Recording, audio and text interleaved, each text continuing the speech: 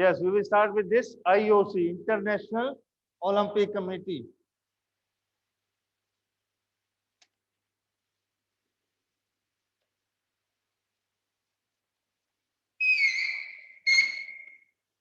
IOA.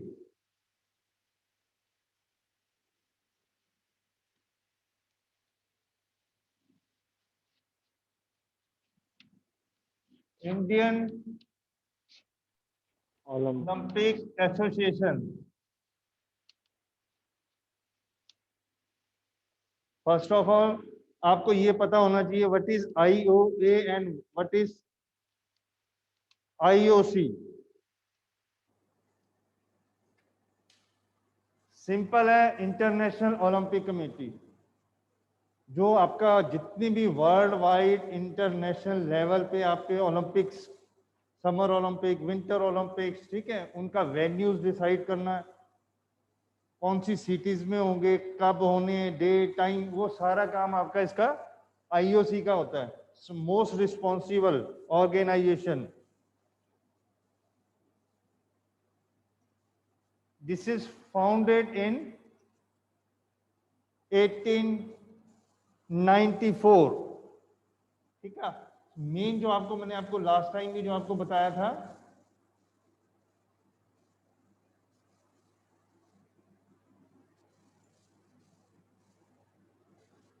founder, to whom we call the founder member,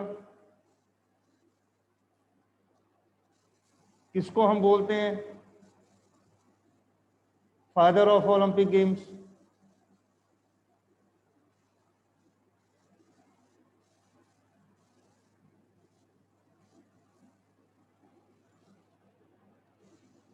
बेटा बोलो, आपको मैंने लास्ट टाइम भी बताया था, to whom we call the father of founder of modern Olympic games.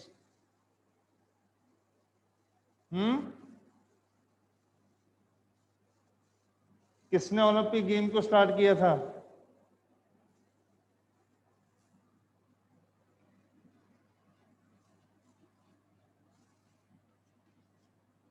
Baron Pierre de कॉबर्टिन.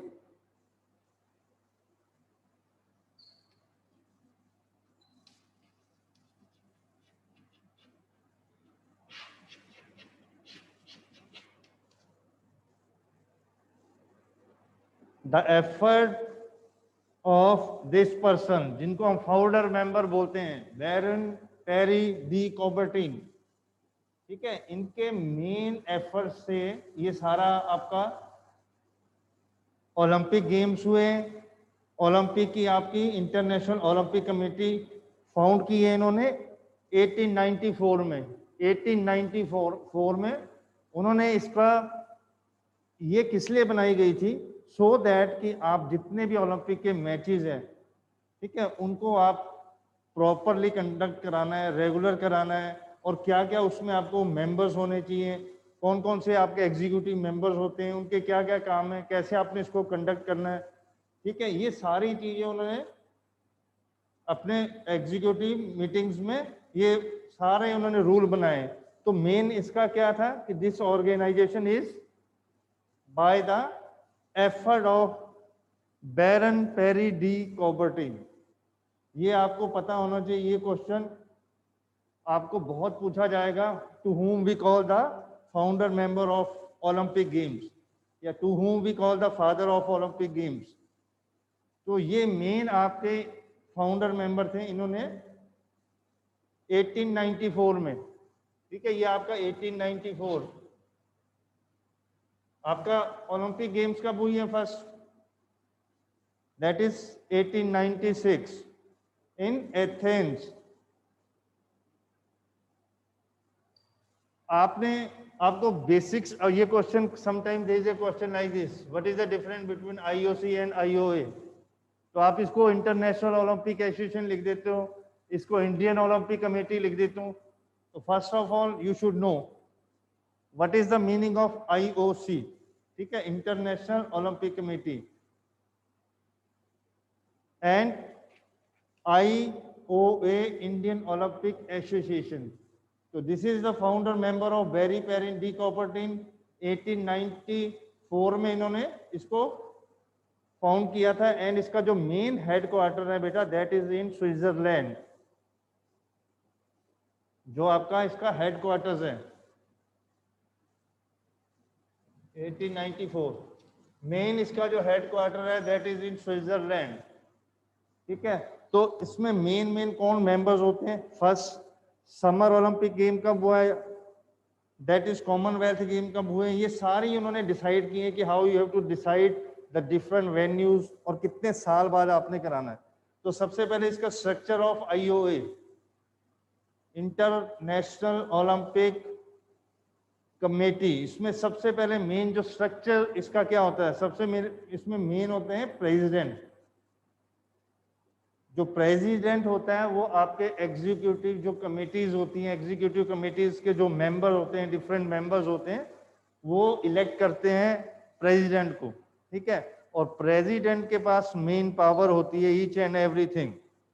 उसने 4 years उसको टाइम होता है, एक्सटेंड कर सकते हैं उसको, 8 इयर्स तक भी उसको बना सकते हैं। ठीक है, and president is responsible for each and every work of that particular international olympic committees। जो भी आपने रिस्पॉन्सिबिलिटी उसकी मेन क्या होती है कि how you have to conduct the Olympic games, उसको आपने प्रॉपर तरीके से कैसे कराना है। ठीक है, आपने डिफरेंट कंट्रीज के साथ कैसे रिस्पॉन्स करना है, आपने वेन्यूज कैसे डिसाइड करने हैं। ठीक है, आपको सबसे पहले ये देखना होता है कि if you are giving any opportunities to any country, वहां पे इंफ्रास्ट्रक्चर है कि नहीं है। सबसे मेन आपको ये होता है कि आपने अगर इतना बड़े लेवल का कोई भी टूर्नामेंट कराना है तो उसके लिए उस कंट्री के पास प्रॉपर इंफ्रास्ट्रक्चर है कि नहीं है। और वो ही जो आपका ऑर्गेनाइजेशन है वो मेंबर डिसाइड करते हैं, वो विजिट करते हैं। ये नहीं कि वो अपने वहां पे हेडक्वार्टर पे बैठ के, ठीक है, अपने ऑफिस में बैठ के दे डिसाइड कि आपने इसको दे दिया उसको दे दिया। वो विजिट करते हैं पर्टिकुलर दैट कंट्रीज, वहां पे उनके एग्जीक्यूटिव मेंबर को नॉमिनेट किया जाता है। दे keep on I on that particular work, क्योंकि इतना बड़ा टूर्नामेंट कराना जस्ट लाइक है आपको एक न्यू सिटी बनानी पड़ती है, एक आपको न्यू विलेज बनाना पड़ता है। आपने सुना होगा कि ओलंपिक विलेज, ठीक है, वो एक डिफरेंट प्लेस को पूरा कन्वर्ट कर देते हैं स्पोर्ट्स एरिना में। वहां पे आपको बड़े बड़े ग्राउंड चाहिए, स्पेक्टेटर आना जाना एथलीट्स का। ठीक है, वहां पे कोई प्रॉब्लम ना हो, स्पेक्टेटर को कोई प्रॉब्लम ना हो, खाना पीना रहना सारी चीजें आपको, it is just like you have to build a new city for that particular event. ठीक है, तो उसमें आपको सारे ग्राउंड से लेके इक्विपमेंट से लेके ट्रांसपोर्ट से लेके खाना पीना रहना सब कुछ देखना होता है। तो it is a very very big tournament, for that this all person are responsible. President का मेन रोल होता है कि वो उस सिटी का एक एक चीज का वो अपना एनालाइज करते रहते हैं। आपने देखा होगा समटाइम व्हाट हैपन कि आपके टूर्नामेंट आ रहे हैं जी, अभी प्रॉपर वर्क नहीं हुआ, कोई चीजें रह गई है, कोई आपने बड़े बड़े स्टेडियम बनाने होते हैं। ठीक है, तो वो उस वर्क को देखते रहते हैं, उसमें कोई डिले ना हो जाए, टाइम से पहले वो पूरा हो जाए। ये सारा काम आपका प्रेसिडेंट का और एग्जीक्यूटिव कमेटी का होता है। इसके बाद there is a vice president. ठीक है, आपका प्रेसिडेंट हो गया, then there is a one आपका vice president. He is also elected by the executive members. जितने भी आपके मेंबर्स होते हैं डिफरेंट कंट्रीज के, इसमें एग्जीक्यूटिव मेंबर्स होते हैं, वो वोट करते हैं सीक्रेट बैलेट पे, उनका एक वोटिंग होती है, उसमें they decide their president vice president who are elected by the members. और ये आपका सारा सीक्रेट काम होता है। इसके बाद आपका सारा मेन क्या होता है, फंक्शन जो होता है आईओसी का, वो सबसे इंपॉर्टेंट है। क्या क्या उन्होंने करना होता है इंटरनेशनल ओलंपिक कमेटीज में? सबसे पहले तो उनका मेन काम क्या होता है, जितने भी कंट्रीज हैं, जितनी ऑर्गेनाइजेशन है डिफरेंट, चाहे वो गवर्नमेंट की हो चाहे वो प्राइवेट हो, आपने देखा हो ना बहुत से ऐसे इंस्टीट्यूशन है प्राइवेट आपके, बहुत ज्यादा ऐसे हैं जो सपोर्ट करते हैं स्पोर्ट्स को। They are giving different jobs for sports persons. You have listen about this organisation Tata, ONGC. ठीक है, ये बहुत ज़्यादा स्पेंड करते हैं बच्चों के स्पोर्ट्स में, उनके इक्विपमेंट में, उनको लाइफ में कोई प्रॉब्लम ना है, उनको जॉब फैसिलिटीज देते हैं, they secure their future regarding sports. जो भी स्पोर्ट्स में अच्छा बच्चा होता है, they pick them, they conducted different coaching centre. बहुत से ऐसे सेंटर हैं इंडिया में जो आपके प्राइवेट जितने भी इंडस्ट्रीज हैं, इंस्टीट्यूशन हैं, वो चला रहे हैं, and they giving the very good result. आपने बहुत देखा होगा डिफरेंट क्लब्स बने हैं, फुटबॉल में आपने देखा डिफरेंट क्लब है, वो क्लब्स क्या करते हैं, हायर करते हैं अच्छे अच्छे प्लेयर्स को, दे गिव देम हैंडसम मनी, फिर वो प्रमोट करते हैं नेक्स्ट स्पोर्ट्स को। तो ये जितनी भी ऑर्गेनाइजेशंस हैं, इनको सबको फीडबैक करती है, मोटिवेट करती है आईओसी। ठीक है, उनका मेन पर्पस होता है गवर्नमेंट, नॉन गवर्नमेंट, प्राइवेट, जितने भी ऑर्गेनाइजेशंस हैं, जो भी आप सपोर्ट करते हैं गेम्स को, ठीक है, मोटिवेट करता है, तो उनको, उनके लिए वो भी स्टैंड करते हैं, वो भी खड़े होते हैं कि हाँ ये ऑर्गेनाइजेशन है, इनको कोई भी किसी भी चीज की स्पोर्ट की जरूरत है या मोटिवेशन की जरूरत है, they give them properly. Then next इसमें क्या होता है, ओलंपिक का मेन मोटिव क्या है, we have to take part in the spirit of fair play. हमने अगर किसी भी इवेंट में, स्पोर्ट्स एक्टिविटी में पार्ट लेना है, तो हमको हारना और जीतना बहुत जरूरी नहीं है, but we have to take part in the true fair play, true spirit, sportsmanship. ठीक है, ये चीजें quality, honest, one should be honest. आपने जीतने के लिए कोई अनफेयर मींस यूज नहीं करने हैं, तो this is the main motive. आपका जो ओलंपिक कमेटी का जो आपका मेन मोटिव यही रहता है कि आपने हर इवेंट को, हर गेम को फेयरली कराना है, किसी कंट्री को, किसी पर्टिकुलर स्पोर्ट्स पर्सन को, ठीक है, उसको आपने नहीं देखना। You have to see all the rule and regulation जो आपका mention in the each and every event. हर गेम में आपका लिखा होता है, आपने you have to obey, you have to do this and that, कौन सी चीजें आपने करनी है, कौन सी नहीं करनी है।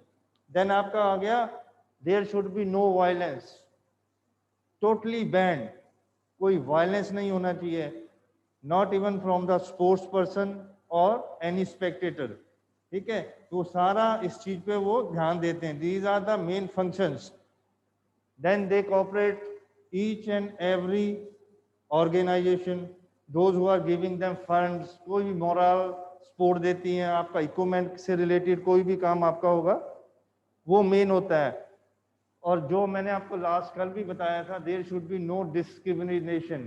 ठीक है, अगर आपने कोई भी गेम इवेंट में किसी भी प्लेयर ने पार्टिसिपेट करना है, तो वहां पे कोई डिस्क्रिमिनेशन नहीं होती है कि ये इस कास्ट से आया, ये इस रिलीजन से आया, no, nothing, only the preference will be given to your game and sports, your technique, your skills, ठीक है, योर टैलेंट, वो मेन चीज होती है आपकी।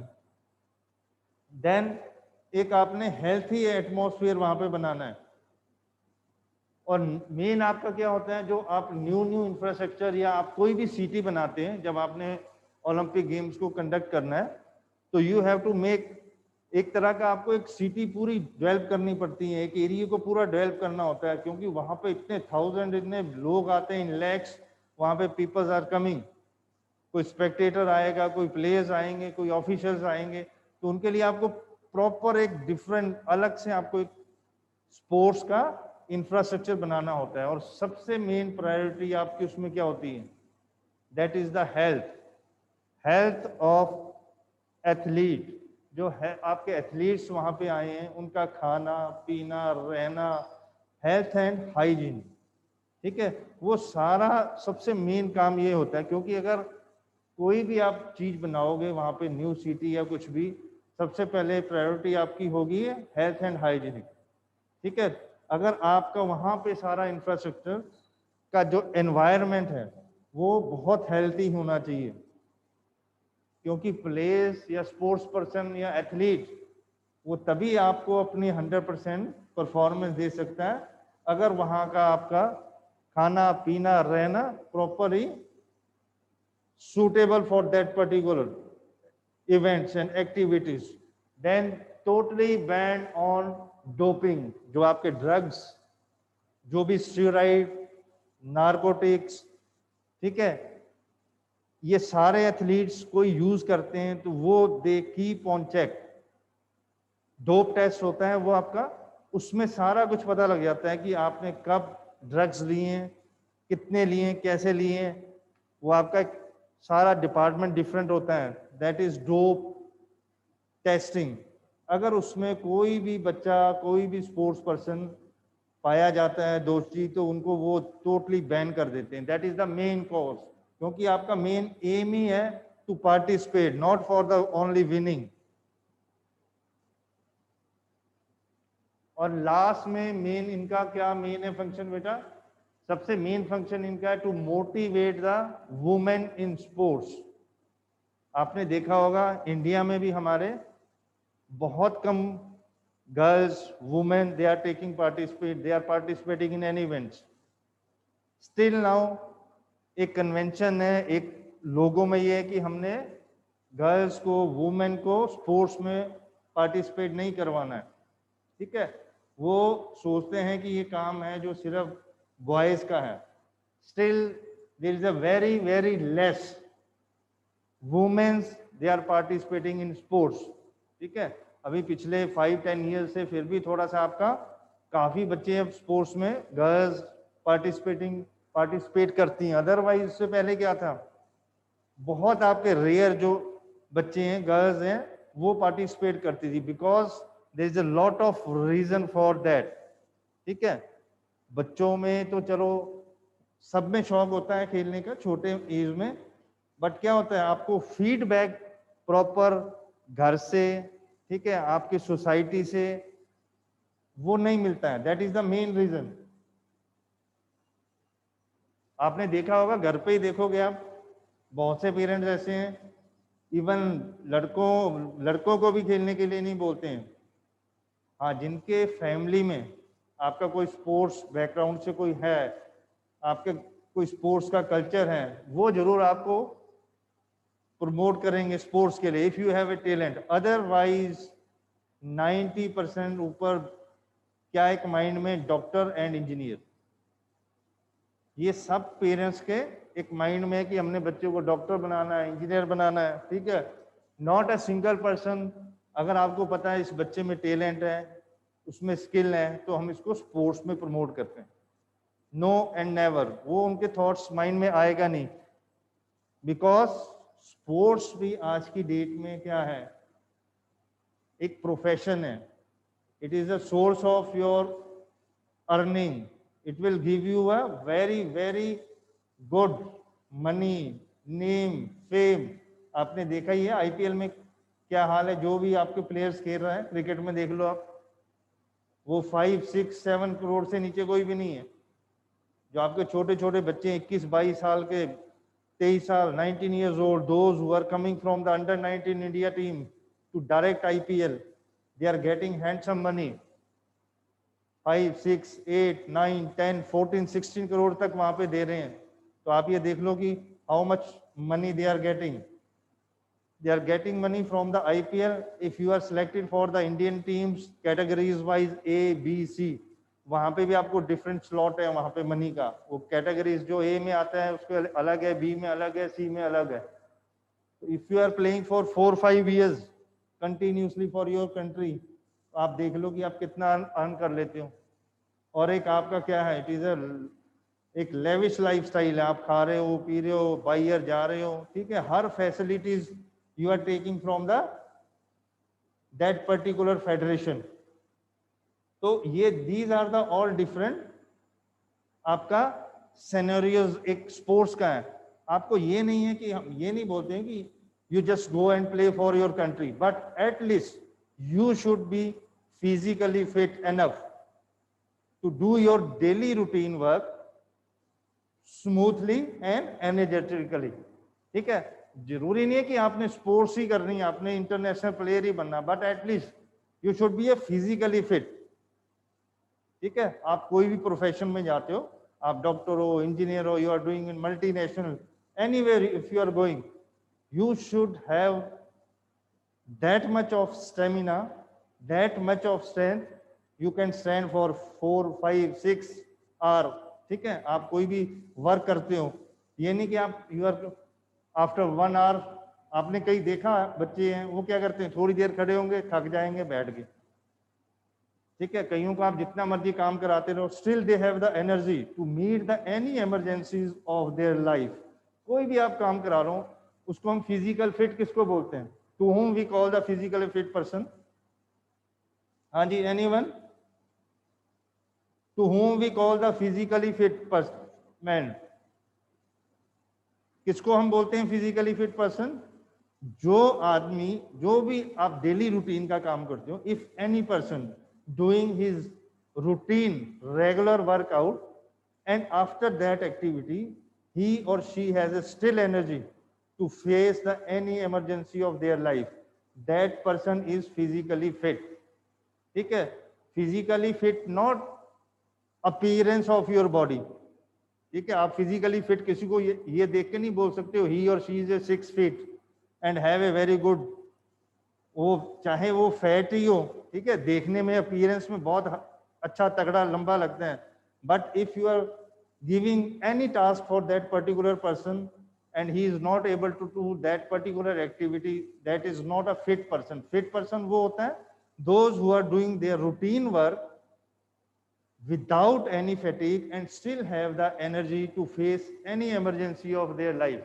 आप कोई भी रूटीन अपना काम कर रहे हो, आपने वो काम कर लिया, अगर आपको कोई इमरजेंसी या कोई आपको काम और मिल जाता है, ठीक है, that work you are doing with same enthusiastically, आप उसको एनर्जी से करते हो, that is the fitness of that particular person. उसकी फिटनेस को हम वहां से काउंट करते हैं. But in the games and sports आपने देखा होगा, some time we are using one word कि ही और she has a athletic build. ठीक है, उसको हम बोलते हैं किसी भी प्लेयर्स को, if he is basketball, table tennis, cricket, hockey, any type of that, कि he is a physically fit person. Athlete जिसको हम बोलते हैं ये एथलीट है. एथलीट से मतलब होता है बेटा कि जो रनिंग, जंपिंग, थ्रोइंग एक्टिविटी में, किसी भी एक्टिविटी को बड़े स्मूथली करता है, विदाउट आपको लगेगा कि वो एनर्जी उसने यूज ही नहीं की. ठीक है, आप कहीं देखो ना, बड़े भागते हैं, दौड़ते हैं, they tired after few hours, few minutes, but some they are running और वो सेम टाइम में दे रिलैक्स इजीली, वो लगता ही नहीं कि उन्होंने इतना वर्कआउट किया. तो that is the main definition of fitness जो मैंने आपको बताया, fitness and wellness. And wellness क्या होता है? It is a deliberate attempt to gain your physical as well as mental fitness. ठीक है, तो इसमें आपका ओलंपिक से सारा आपका रिलेटेड यही है कि हमने जितने भी वर्ल्ड में इवेंट कराने हैं उसको स्मूथली कराने. ठीक है, उनका वेन्यू, डेट को डिसाइड करना है, वहां पे इक्विपमेंट, वहां की हेल्थ कंडीशन क्या चीज है, ये सारे फंक्शन आपके सारे इंटरनेशनल ओलंपिक कमिटीज के होते हैं, because it is a world wide and most popular, most renowned tournament of the world. ये एक आपका एक ऑनर होता है अगर आपने उसमें पार्टिसिपेट भी करना है. And if you are achieving any medal in that particular event, तो वो तो बहुत आपकी बड़ी अचीवमेंट हो जाती है. तो इसीलिए इस लेवल के टूर्नामेंट को कंडक्ट कराना भी उतना मुश्किल होता है.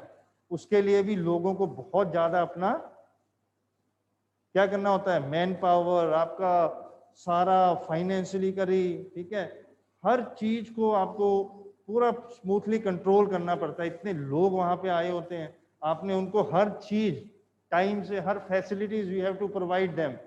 ठीक है, अदरवाइज क्या होगा, किसी भी कंट्रीज का किसी को आप प्रॉपर वहां पे फैसिलिटीज नहीं दोगे तो वो फिर क्या करेंगे, वो एथलीट नेचुरली वो आपका उस कंट्री का जो होस्ट है उस पर सारा ब्लेम आ जाता है.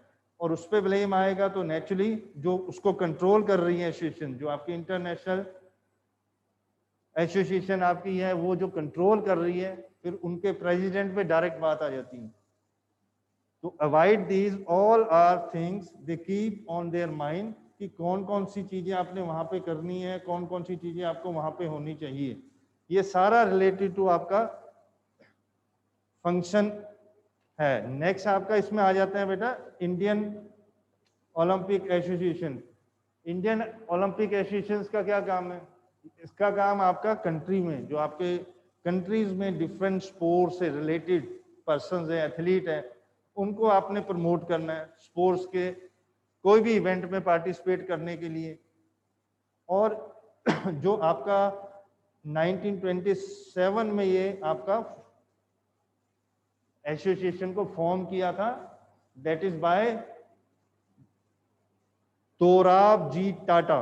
जो आपने टाटा का भी नाम सुना ना, Tata and Bhilai, they are very very good private organisation जो आपके डिफरेंट स्पोर्ट्स को प्रमोट कर रही है। टाटा, आप जमशेदपुर चल जाओ, अगर वहां पे आप उनका देखोगे स्पोर्ट्स से रिलेटेड वर्ल्ड क्लास की academies they are running, they have a very good coaches there, very good infrastructures, equipments आप वहां पे देखो, आप देख के हैरान आ जाओगे। और बहुत से ऐसे बच्चे हैं जिनको वो वहां पे उन्होंने अकेडमीज बनाई हैं, ठीक है, फुटबॉल अकेडमीज हैं, आर्चरी की हैं, and they are running that academies with very good result. उनके रिजल्ट बहुत अच्छे हैं।